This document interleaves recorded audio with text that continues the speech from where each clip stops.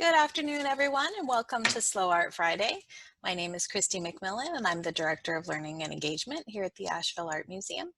I'm joined by Sarah Reincke, Master Docent, and Hope Warshaw, Touring Docent, who will be leading today's program. I'd also like to give a shout out to my colleague, Paige. Say hi, Paige. who is going to be sitting in on the program today and helping me to moderate. Paige is our Learning and Engagement Assistant. Each Friday at 12 p.m. while the museum is closed, docents lead virtual, interactive conversations about a few artworks in our collection or special exhibitions. The goal is simple: slow down, discover the joy of looking at art, and talk about the experience with others. For today's program, Sarah and Hope will lead us in an interactive conversation about 3 works in our collection. We'll spend about 15 minutes or so with each artwork. Sarah and Hope will allow us time to look at each work on our own, slowly, before leading a conversation about each one with questions. As participants, we encourage you to engage in dialogue with Sarah, Hope, myself, and each other throughout the hour. Before we get started, just a few things to note. As you were logging in, you probably noticed that your microphones and video were muted by default. If you'd like to turn on your video at any time, we would love to see your smiling face this Friday. I'll also make it in a second where you will be able to mute yourself as you'd like.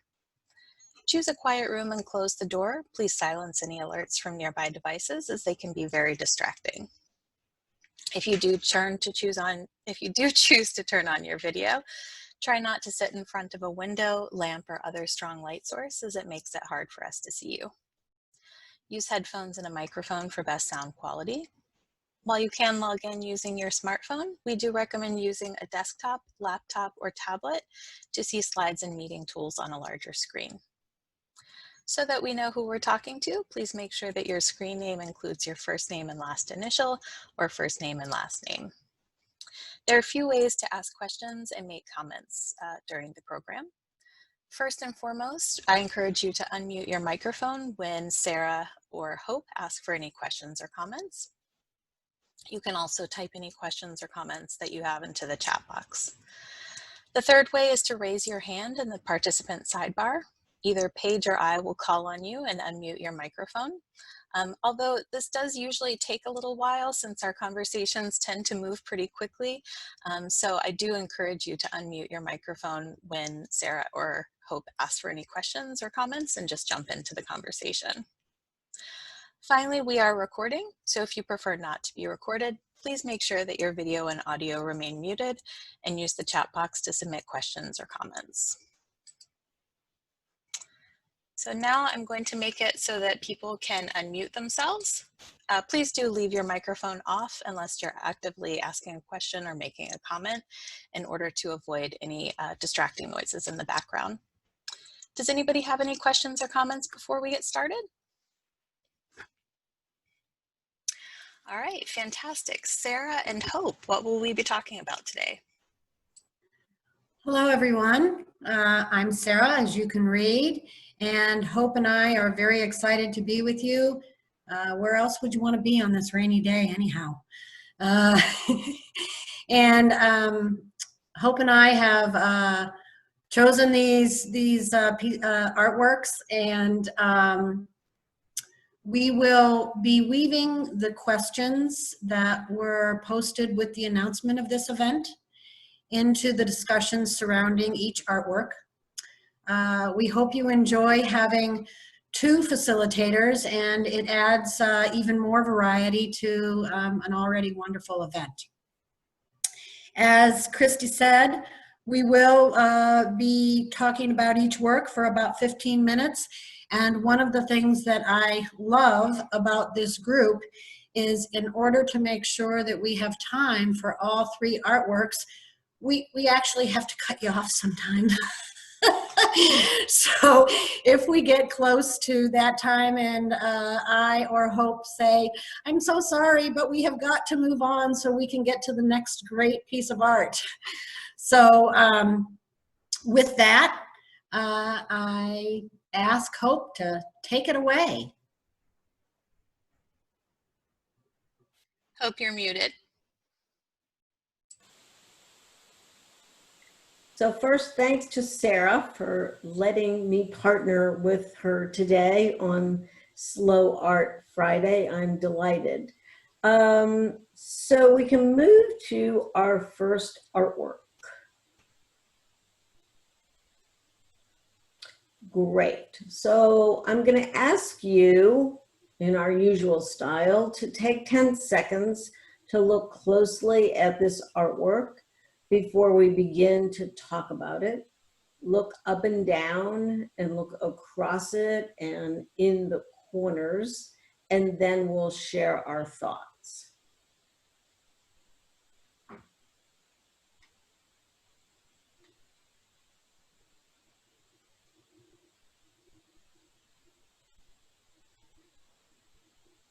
I really like this piece. It gives me a sense of happiness, and even though it's black and white, I can see color in all of the leaves and the brick and the skylights and the fence, and it just gives me a happy feeling.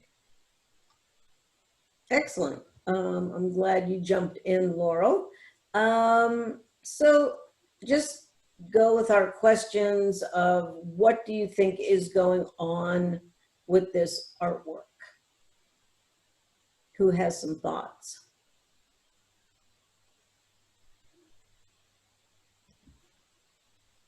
Hey, it's Marcella. It kind of, the perspective of this artwork, I feel like I'm in the garden. Mm-hmm. So I feel like I'm just looking into the space. And what do you see that makes you say that? The perspective, it's actually almost kind of like a window. The branches sort of frame the shot really nicely, and you're looking out at this shed. I feel like I could be in someone's backyard. Okay, so you think it looks like a backyard. So far I'm hearing that this scene is pretty serene and pleasing. Others, what do you think is going on? Yeah, this is Sandy. I feel like it's a bit of a sanctuary. To me, it looked like it might be a tree house, which would immediately make it something I would like. The whole theme of trees in these three works is something that I feel very close to. I love the lines of the, it looks like a vine as well as tree branches. And I would like to be inside it. So what I'm hearing from you is that it's inviting you in. Yes. I'm also, I actually had that treehouse perspective as well, but I think the others, a couple other, Laurel and I think Barbara spoke first, and I think they had the sense that this was more on the ground. So definitely different perspectives coming out here. What else do people see? I see an open door, which speaks to what you just talked about, being invited inside. Mm-hmm. I see the bricks behind the open door, that even though that there's that restriction, that you are privy to being invited to be a part of, to be in the middle of all of what's there. And I like the I guess the contrast between the brick, which is solid, and the shed, which is solid, and having that contrasting with the window structure that's above, that's more open, and the vine, or where the flowers are connected, lending more towards that openness. Great, thank you, Marie. I think, when Sarah and I were talking about this, I think one of the questions that she raised was, and we can talk about it, is imagine if there were no trees and branches and leaves in this. I think it looks kind of architectural if there wasn't any trees and there is all the textures of the windows and the door and the corrugated steel and the brick wall make it feel like maybe the entrance to a house or a garden or a patio. So I think if the trees weren't there, it would look much more architectural, I think. Right. It's almost like the trees and the vine create some of the inviting features of this. So I think some of you have talked about that this image is inviting and it's comforting. Does anyone feel like the image is not comforting and that you get a little bit of an eerie feeling about that open door? Or does everyone just want to walk right in? Well, I see, this is Martha. I see diagonals, the diagonal of the tree branch right in front of me, the diagonals of the stone walls, the diagonals of the interior glass that I can see are all pointing to the center. And so my eyes, everything is drawn to the very center. And when you say the center, Martha, do you mean the center of this small building? The center of the photograph, actually, because there's the tree branch that draws me in. There are the diagonals of perspective of the stone wall, the perspective of the interior glass, and the perspective of the glass that's lifted in the top is all pointing for me into the very center of the photograph. Excellent. That's, yeah, that's interesting. I mean, certainly, well, let me ask this question. How's the artist using reflection? And Martha, you mentioned lines, which I think clearly play a role here, and maybe even consider space in this as well as you're responding. Yeah, I think it's positive and negative space. You're shut out by the corrugated metal, but you're drawn in, and the stone wall, but you're drawn in again by the reflection of the glass at the top and the open doorway to come into, again, the middle of the photograph. Everything for me just points into the middle. Mm-hmm. So where are the foci of light? Because I think there are a few different places. What are people's thoughts?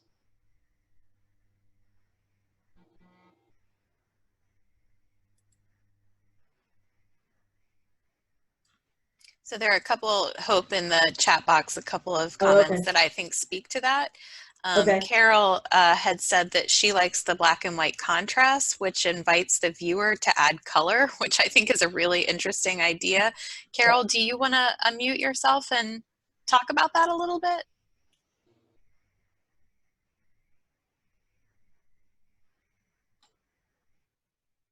Okay, maybe she's away from her computer, but I hadn't really thought about that before. She also said that it gives a sense of sound, and Laurel said you agree with Carol. Did you want to talk about that, Laurel?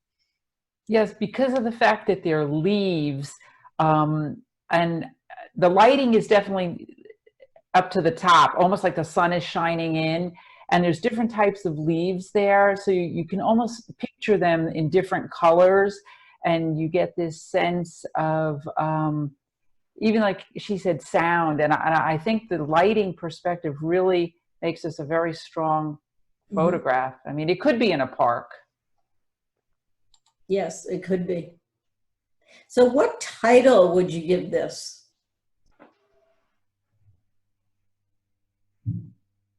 Peace and harmony. What was that, Marie? Peace and harmony. Peace and harmony. I like that. Well, I'm gonna go back to sanctuary. Sanctuary. Okay, great. Well, I'm going to move on, and Christy, if you want to bring up the slide about this image. This is a black and white negative photograph. It was taken about 1948-49, and it is tiny. It is 2 3/8 inches by 2 3/8 inches. So we don't have that sense when we're looking at it as this big image. I was taken by a woman named Hazel Larson Archer. The title she gave it was Minimum House. And Christy, I'm thinking that this house is, as it says on the slide, was at Black Mountain College. And I'm assuming that was the name of the structure on the campus. Yeah, it Yep. was an experimental structure that was built by 3 architecture students. Okay, and corrugated metal, which is what the structure is, the siding at least, was a big building item at Black Mountain College. A bit about Hazel Archer. She was born in 1921 in Milwaukee. She died in 2001 in Tucson. She contracted polio at age 10 and was schooled at home until high school. In the spring of 1944, while at the University of Wisconsin, where she was studying, she saw a notice that the German artist Josef Albers was offering summer courses in design and painting at Black Mountain College. So she attended that summer, and after getting her University of Wisconsin degree, she went back to Black Mountain College in 1945 to study with Albers. Archer taught at BMC for 9 years, and she was BMC's first full-time photography teacher. That started in 1949. She married Charles Archer, who was also a BMC student. They left there in 1953, lived in Tucson for about 20 years, and then moved on to Santa Fe, where she focused the bulk of her artwork on photography education. So I was going to end with the question, do you think she and Georgia O'Keeffe were buddies?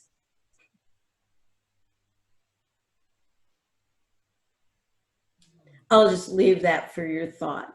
So Sarah? Hey, everybody. And well, Christy will switch the image here. Let's just take a nice deep breath, relax, check out the painting, look at it thoroughly, take it all in.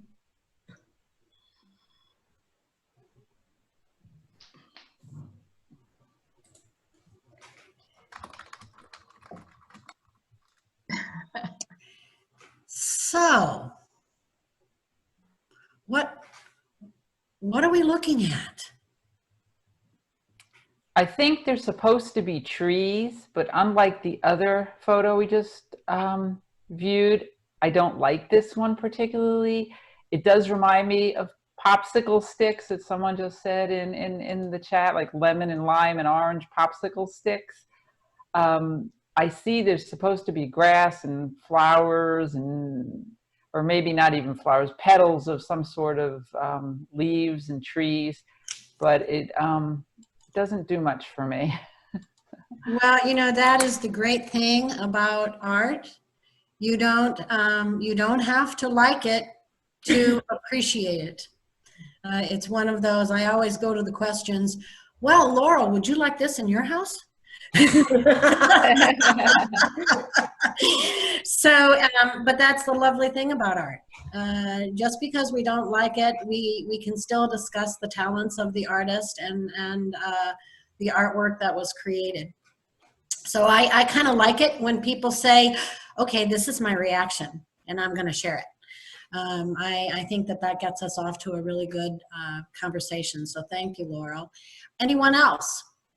I love the color. I love color in pieces. And yes, it reminds me of popsicle sticks. And I'm engaged with folks of all different ages, so I'm drawn to the simplicity of it, that it takes me back to my childhood days of simplicity, not having a responsibility, just viewing the world in the easiest way, and reminding me of just the simple colors of life, the simple sky, everything like that. So I love this piece. Well, that's I appreciate that, Marie, and you touched on a lot of points that we'll get back to. So I appreciate that as well. Is there anyone else that wants to give us a first impression? Okay, so it was probably my favorite one out of the three works. It looks like a storm to me. I agree with everything that Marie said, but it looks like a storm coming, and the trees are just waiting there. There it looks like mountains in the background, and I love the brush strokes also, the extra lines that are in there. And I got such a kick out of the signature on the side. It took me a while to see that. I just enjoyed it. I think it's really nice, but I like primitive anyway, so. And the other piece that I found, the other artwork that I found from this artist, it was signed the same way. So I think that it's one of Mr. Trust's signature additions. It's how he does it. You mentioned mountains, Sandy. I'm sorry? So, what you mentioned, mountains in the background? Yeah, I think those are mountains in the background, the blue and green objects on the left. Okay. Okay, that's what I wanted to make sure that I was understanding. I appreciate that. It looks like Asheville area. Oh, there you go. Carol commented in the chat that it feels like the popsicles are about to melt. Yeah, they're going to move. They're moving. They're a little. There's wind. Yeah, it's the wind. It's the storm coming. Yeah. There's a number of comments in the chat box I can run through. Jean says, I like the child quality of this piece and I love the choice of colors. Laurel said the brush strokes are nice. Jay says, I love this color simplicity.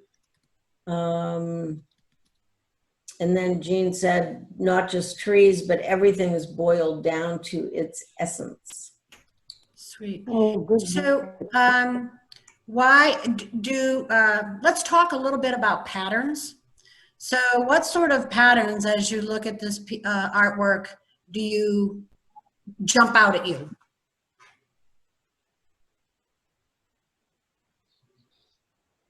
Well, the ovals of the tree, if that's as far as shapes are concerned. But I love the tree with the leaves actually drawn on it. Mm-hmm. You have to really, I mean, this is, to me, this is a work you could easily pass by, but if you stop and really look at it, there's a lot there. And patterns are one of them. That it has a lot of geometric shape. It also has a lot of organic shape. It's a very complex work.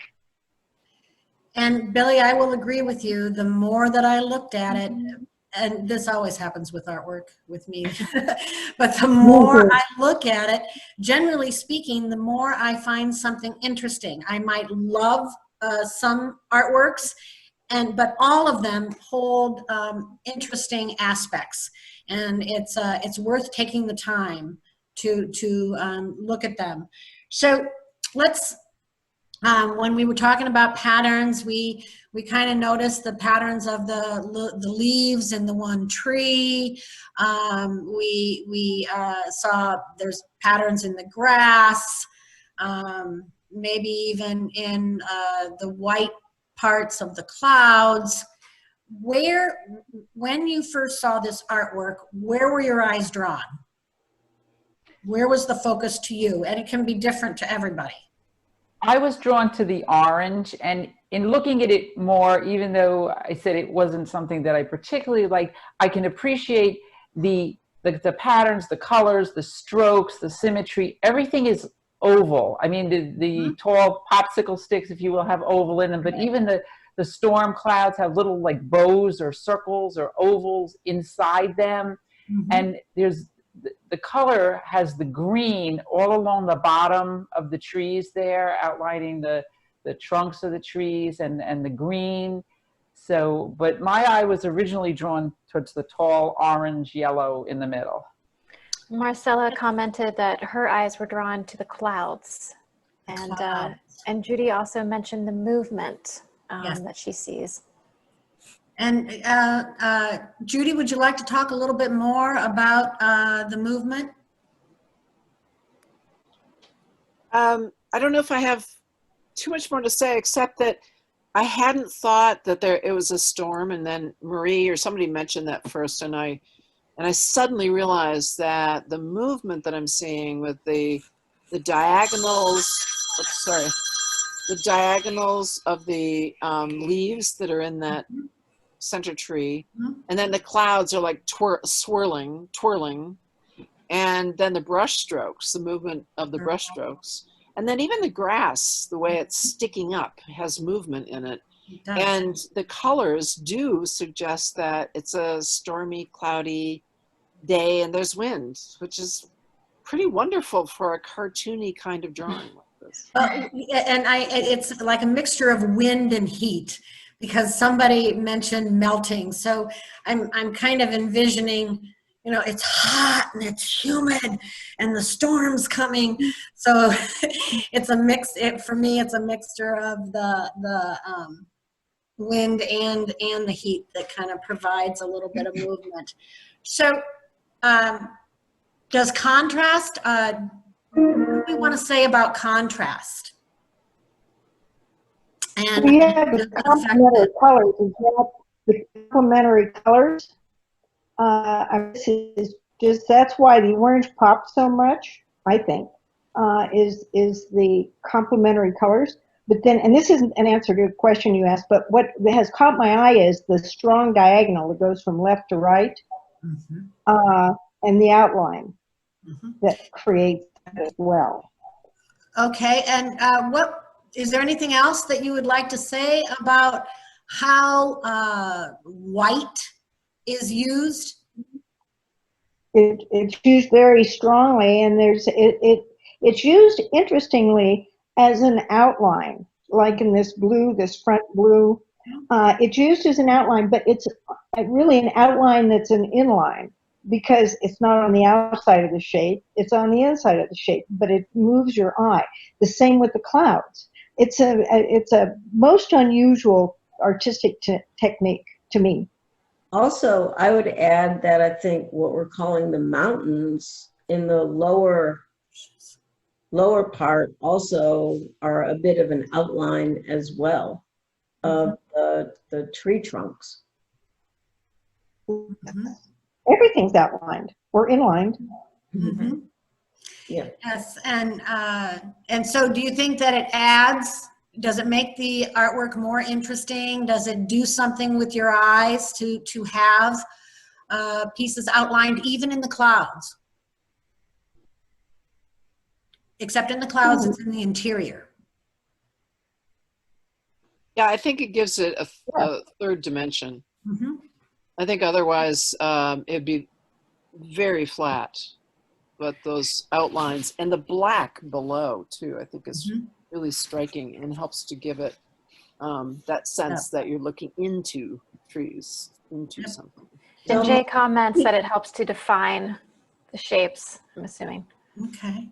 And so if you stepped into this artwork, what would you smell?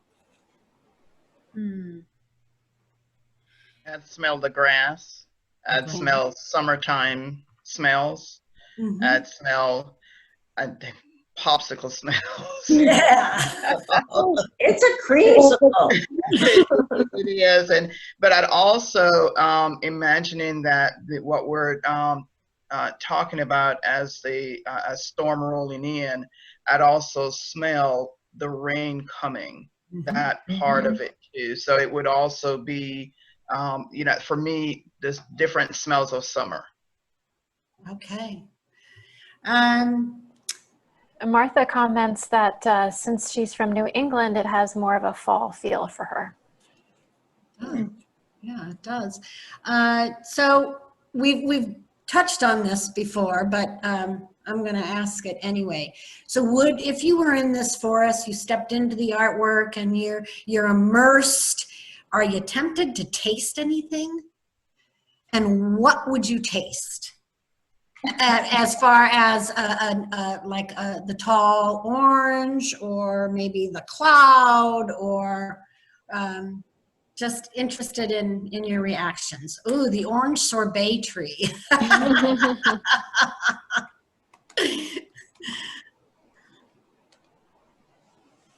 And I think that the tall trees are the ones that are most easy for us to assume that they might have a taste.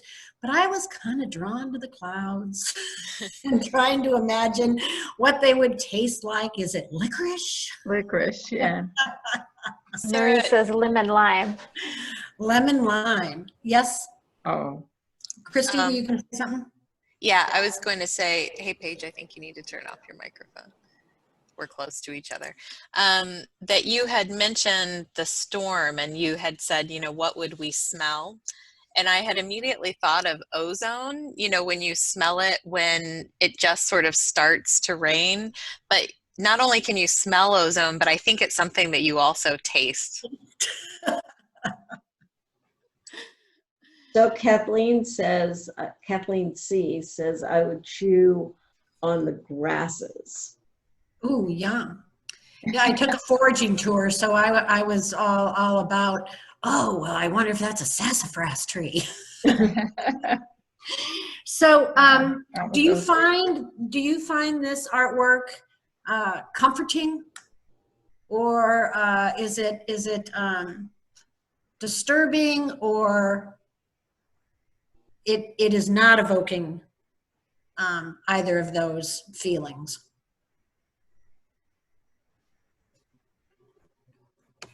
I find it comforting, but I also find it the potential of having to find shade or find some sense of covering, because the rain is coming. So it's the start of enjoying a peaceful day, but also that being maybe momentarily taken away because the storm coming.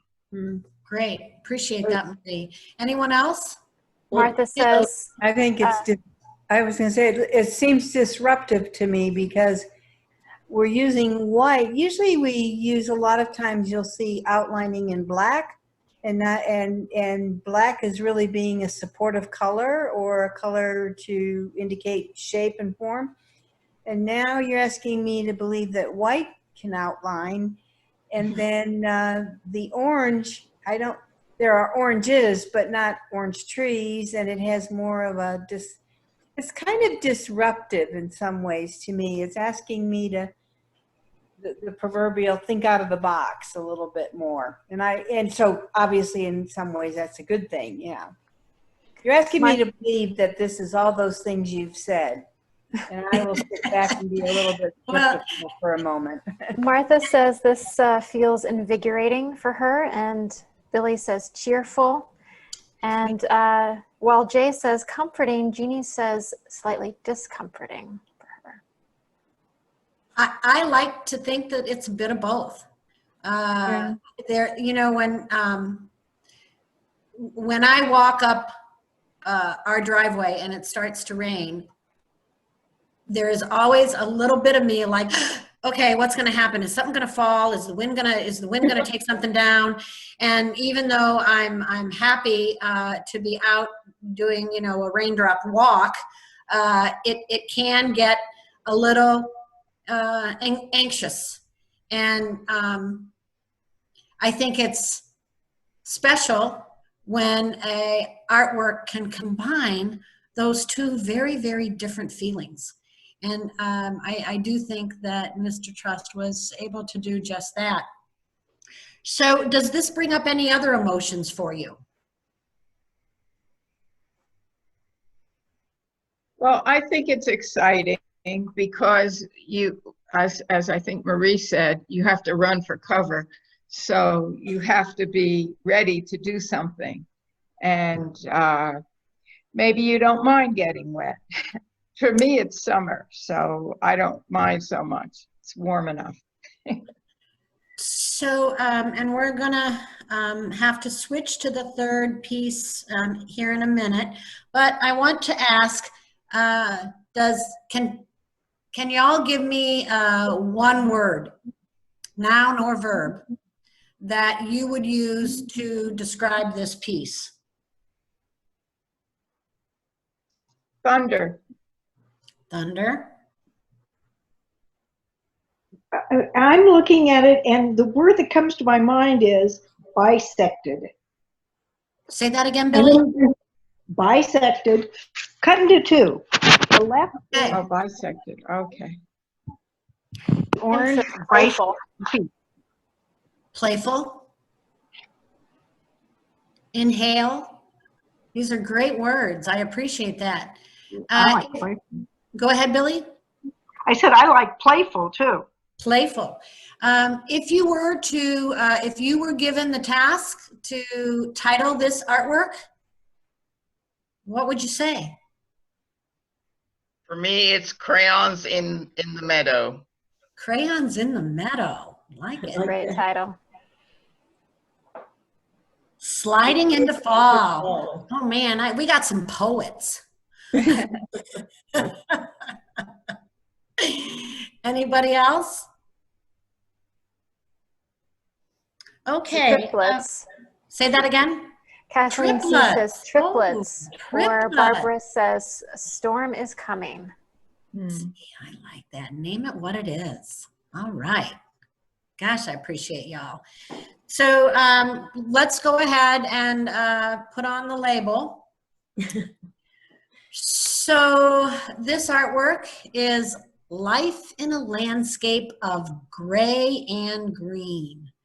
Well, life is pretty good in our little landscape of gray and green. Deacon Trust is the artist, and the artwork was created in 2004. It is house paint on canvas, and it's a fairly good size, 10 by 10. Mr. Trust was born in Athens, Georgia. I have to say, I kind of have a knack of picking artists that I have a hard time getting background information on. And the curatorial staff is probably fairly sick of hearing from me. But Deacon said that he was born somewhere between Boston and Berkeley as his hippie parents drove their VW to California. So I think that he had a very mobile life and was able to see probably a lot of nature, which is always good. Deacon's art is made from discarded materials, he uses scraps of wood from construction sites and old paint from friends' garages. Each year, he saves about 60 gallons of paints from going to the dump and countless pieces of wood, paper, and map board that would have filled up the landfill. He also gives much of his extra found material to school programs for disadvantaged and disabled children. So he has a big heart. And I think that this painting kind of reflects that.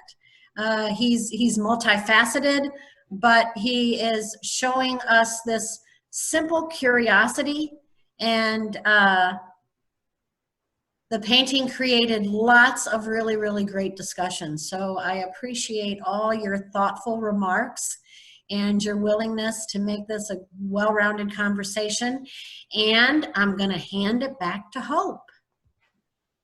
Before you do, Sarah, I Yes. just wanted to remind you that we had this.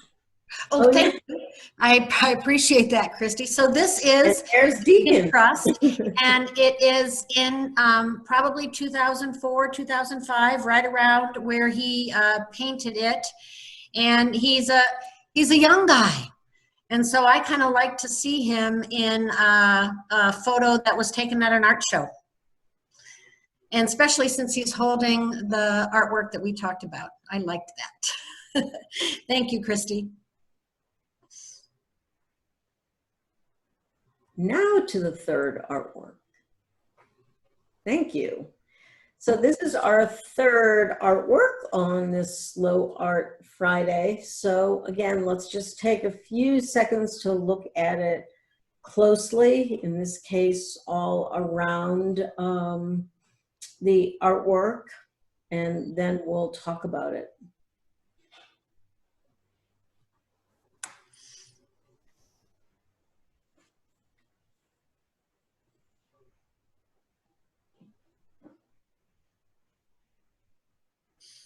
Okay, so what do people think is going on in this artwork? I see trees and flowers, and it looks to me like a paperweight, like something I'd like to have on my desk. I'm assuming it's three-dimensional. I don't know if we have any other views of the other sides, but I like the trees, and I like the symmetry of the blue flowers on either side, and it's just something that looks, again, to me like a paperweight. It looks nice. So it looks like a paperweight. It's pleasing to you, it sounds like. And you've noted a few things that make you say that. Who else? I just love this piece. I've seen it in the museum, and I'm just always, whenever I look at it, I'm always amazed how they could get all that detail into the glass of the leaves. You can see the yellow and all the different colors of the green, almost like it's painted. It's I don't know what the technique is, but to me, we'll it's talk very about exciting. that. It's very exciting. It's a unique process that this artist team uses. Marcella comments that it looks like a teardrop with the setting for a fantasy novel. Like Lord of the Rings. So what else do you see, or what more can we find? Anyone want to talk about I think we've sort of talked some about the trees and the leaves, which is more the top, I'd say 2/3.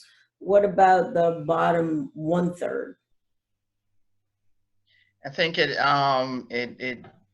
allows us to stretch our imagination, especially for me, the tree on the right side where it seems to be curved in a way that you don't always see in a flat sense, and so it's just stretching that imagination, but also seeing too how much the trees that are huge are still small compared to the rest at the bottom itself, that it doesn't lend for me that expansive huge feeling that you would see with a tree that could be pretty tall compared to where the flowers are. So it seems to you that the trees are, or at least the lower part is sort of miniaturized. Is that what you mean, Marie? Sorry, I feel that the whole thing, to me, looks like it is miniaturized. And so the perspective you're having to, for me, I'm having to stretch my imagination to think, okay, the width of the trunk, normally the tree would be a whole lot taller, but for me, it's not evoking that kind of tallness that you would think. And so I have to stretch my imagination and think of it as much taller. So I think I used this question on our first image or photographs, but I think it works well here as well, as why is or why isn't this comforting?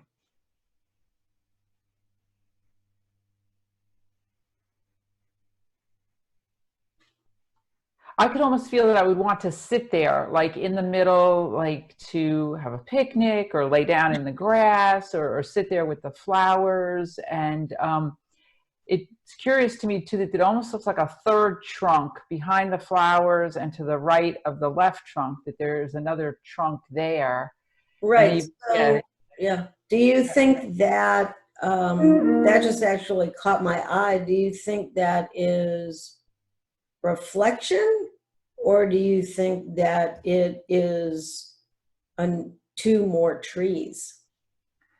Well, first I thought it was two more trees, but then when you point out reflection, it's hard to say because you don't see the lines, like the dark and the multicolor shades of brown that we see in the trunks of the trees in the forefront.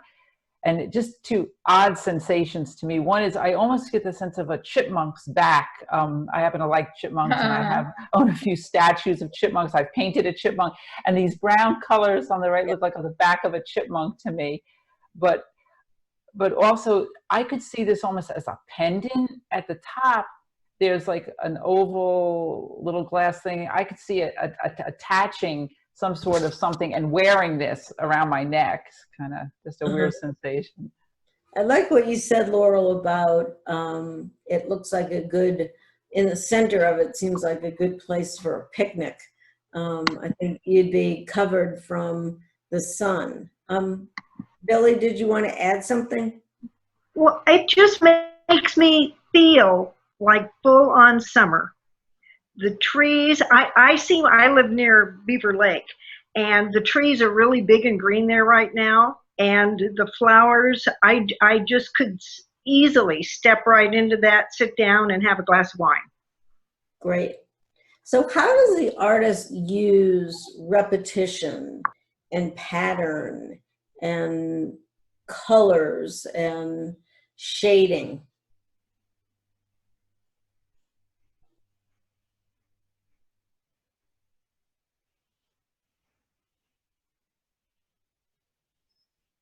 Well, there's lots of small dots, kind of. Not dots exactly, but right. I mean, when I first looked at that, Sandy, the thought of like that technique of pointillism came to mind. Yeah, that kind of thing. And the green on the top and the green on the bottom. Yes. It's very symmetrical. And I also wondered about, are there two trees behind? No one said much about the flowers. What are your thoughts about the flowers and what they do here? What do they achieve? And it's really the only non-green and brown.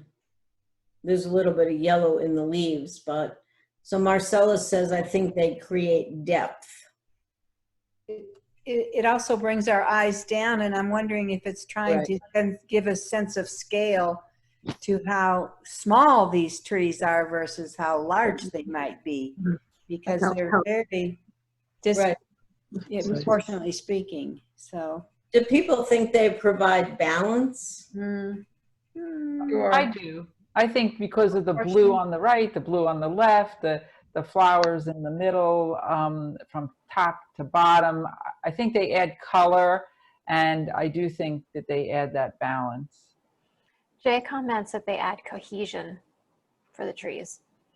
Yes, I think particularly that yellow, the yellow in the flowers in the lower, and then your eye is sort of drawn up to that yellow that's used some in the, thank you. Is that Chris? I'm trying to imagine looking at this with no flowers. What it would look like with no flowers.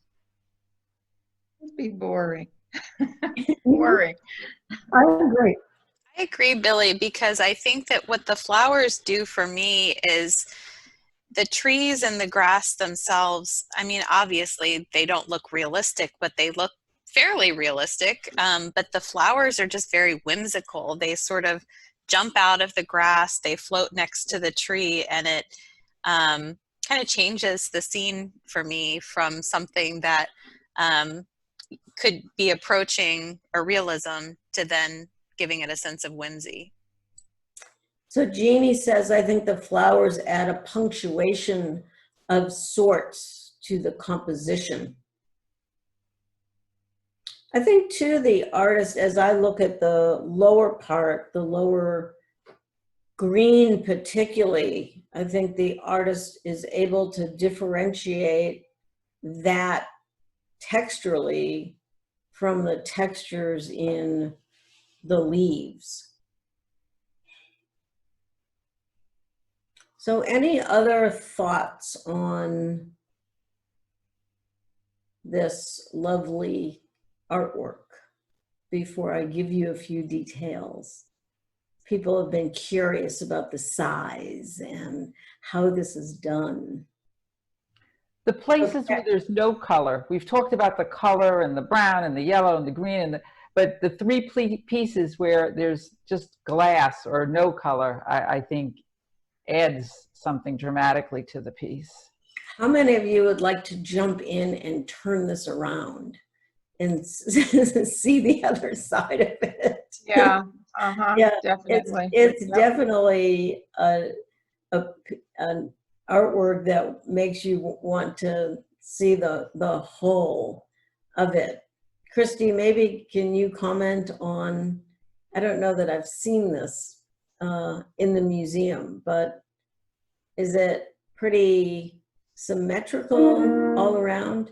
I think that the other side, and I'd have to go and look, but I'm pretty sure that the other side, the trees are sort of in the same spot, but instead of the white flowers, what we're seeing, the blue flowers, is actually the back of the blue flowers, unless, and I could be wrong about this, that they're actually white on the front and blue on the back.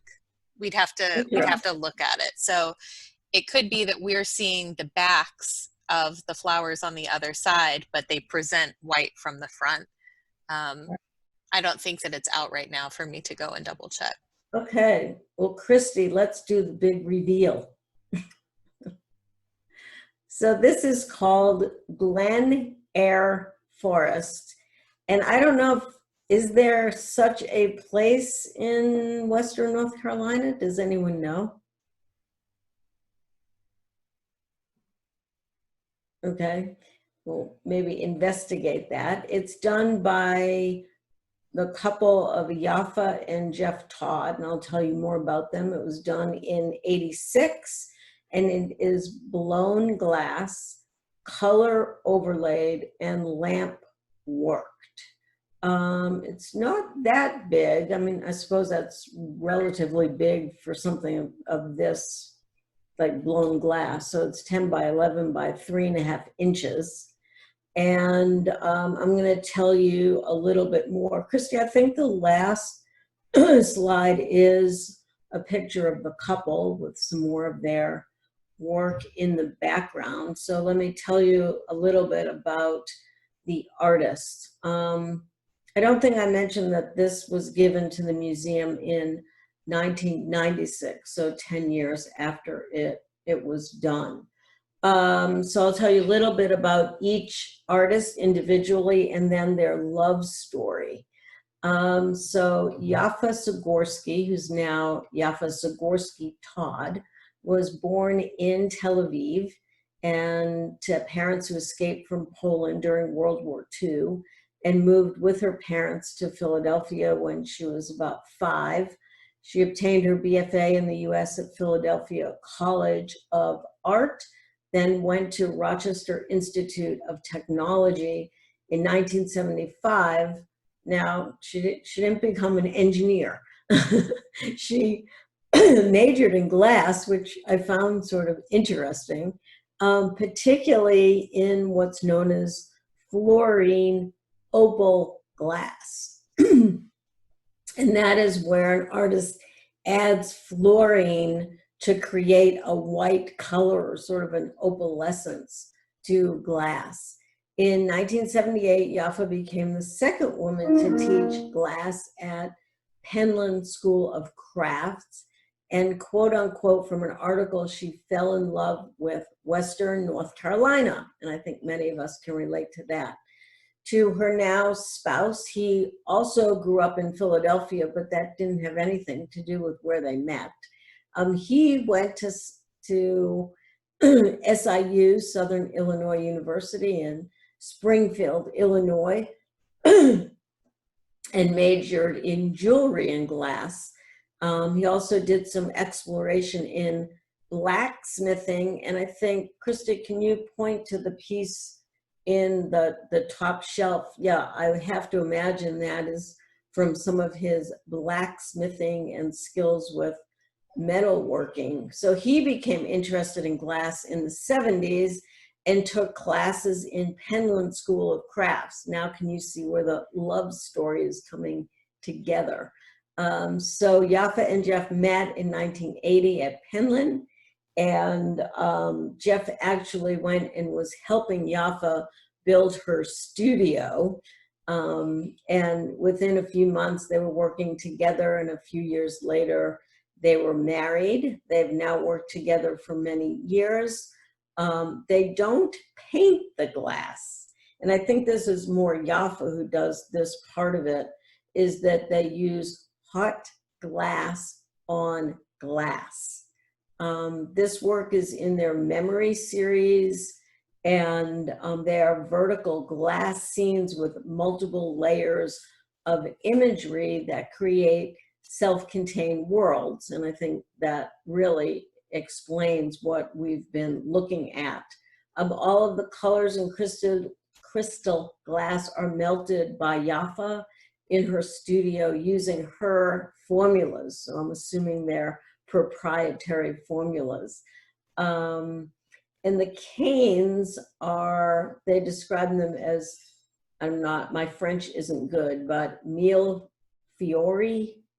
If anyone can say that in French better. I know mille translates to thousands. Thousand. Right. Flowers. Flowers. I think it's Italian. Thousands of flowers? Yeah, I think it's Okay. Italian. So this refers to the tree trunks, and they're pulled and cut and preheated and placed on the hot glass. So, I mean, they use, as you can see in the background, a number of different techniques, and as so many artists, they've evolved over the years. But there's a good article about the couple in the Laurel of Asheville, and I have their website, and I'm going to pop both of those things in the chat box, and I'm going to pass it back to Sarah to conclude.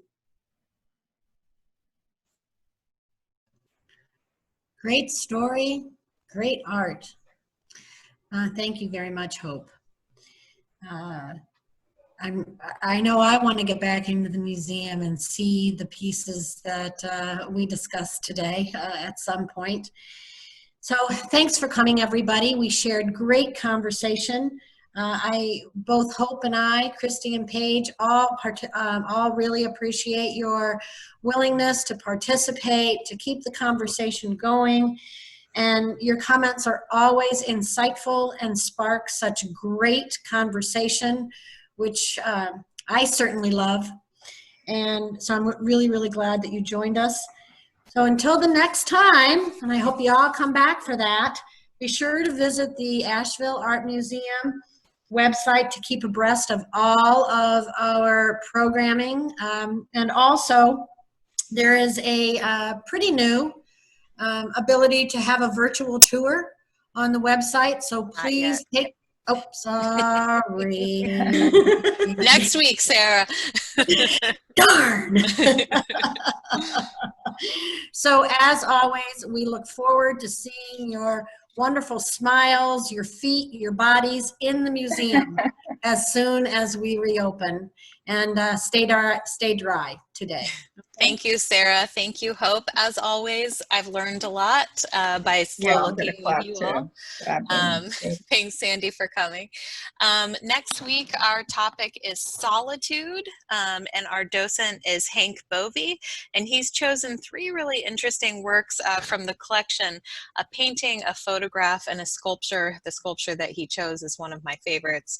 So I hope that you all will tune in next week. Please do send me an email if you would like to get registered, kmcmillan@ashevilleart.org. Thanks to Paige for her assistance. I think that Paige will probably be moderating solo next week, so look forward to working with Paige. I hope everyone has a great weekend. The rain will end and we will have a lovely weekend. In the meantime, stay safe and we'll see you next week. Great. Bye-bye. Bye-bye.